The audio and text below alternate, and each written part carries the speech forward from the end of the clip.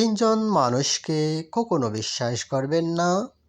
যদি আপনি এই তিনজন মানুষকে বিশ্বাস করেন, তাহলে আপনি ঠকবেন, প্রতারিত হবেন, ধোঁকা খাবেন।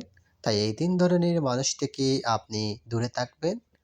নাম্বার ওয়ান, নিজের ছেলেমেয়েকে ছেড়ে আসা নারীকে আপনি কখনো বিশ্বাস করবেন না।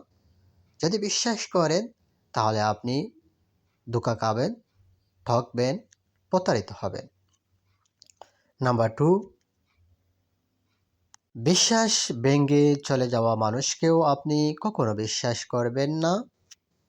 নাম্বার থ্রি, যে আপনার গোপন কথা ফাঁস করে, এ ধরনের ব্যক্তিকে আপনি কখনো বিশ্বাস করবেন না। তাই বন্ধুরা, এই তিন ধরনের মানুষ থেকে আপনারা দূরে থাকবেন।